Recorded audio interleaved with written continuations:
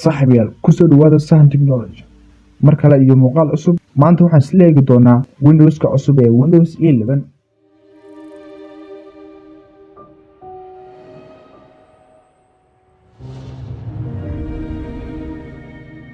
inagoo dhinacyo fara badan ka eegi doona sida xog ku saabsan Windows-ka.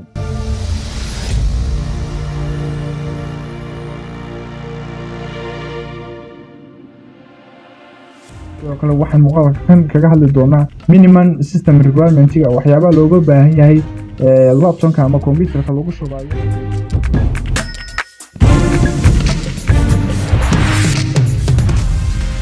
sidoo kale muuqaalkan waxaan kaga hadli doonaa maxaa uu kaga duwan yahay kuwii hore aan hore u soo isticmaali jirnay sida Windows 10, 8.1.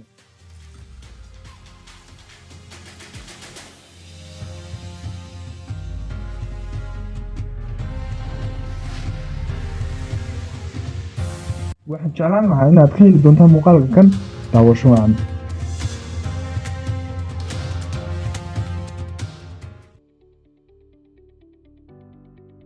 daawaday intaan muuqaalka bilaabin fadlan haddaad ka mid ahayn daawadayaasha Sahan Technology fadlan nagu soo biir oo hel muuqaal kasta oo aanu soo gelin.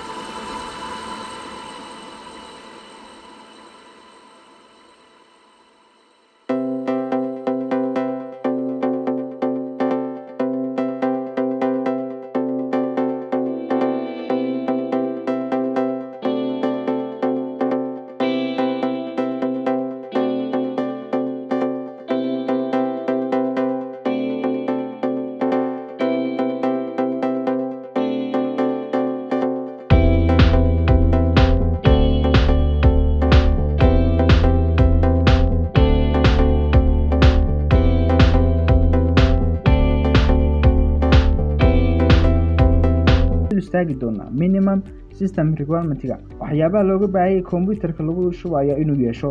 1. processor-kiisu waa inuu noqdaa 1 GHz iyo wax ka badan sida 2 waa inuu RAM-kiisu 4 iyo wax ka badan uu yahay. 3. storage-kiisu waa inuu 64 GB iyo wax ka badan uu yahay. 4. system framework waa inuu yahay UEFI secure boot. 5. waa inuu computer-kaagu leeyahay TPM oo loo soo gaabiyay Trust Platform Module oo version-kiisu yahay 2.0. 6.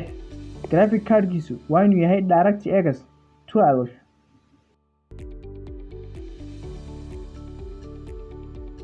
8. display-gu ama quality muuqaalku inoo soo gudbinaya computer-keenu waa inuu yahay HD resolution-kiisu uu yahay 270 ama 720.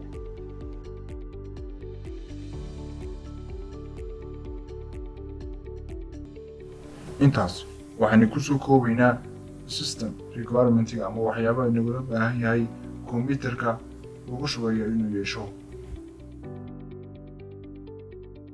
daawaday ma ka heshay Windows-kan cusub? haddii aad ka heshay waxaad isweydiinaysaa hagaan ka heli karaa Windows-kan cusub.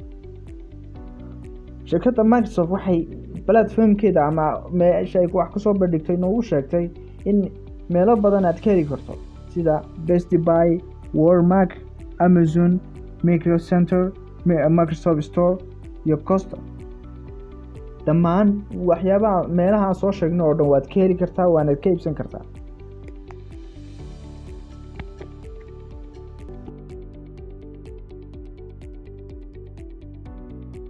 ugu dambeyn waxaan kugula talin lahaa inaad ku shuban kombiyuutarkaaga Windowskan cusub ee Windows 11 sababtoo ah intaan muuqaalka kan iisoo gudbin ayaan isku dayay inaan tijaabiyo muddaanan isticmaalayay waxaa jira cilado yar oo dhowr ah waxaa laga yaabaa ciladahaas muddo ka bacdi insha Allah marka reportka ama feedback dadku u gudbiyaan isticmaalayaasha shirkadii in errorska ay dib u soo socdo ka bacdi waxaan rajayn lahaa inaad dib markaa waqtigaas insha Allah muddo ka bacdi aad ku shubato balse laakiin iminka aad u kaadiso insha Allah kuma santahay daawashada muuqaalkan fadlan haddaad ku cusub tahay nagu soo biir oo taabo calaamadda cas ee subscribe si ay muuqaal kastoo aan soo gelino kugu soo dhacdo aad u noqotana daawadaha ugu horeeya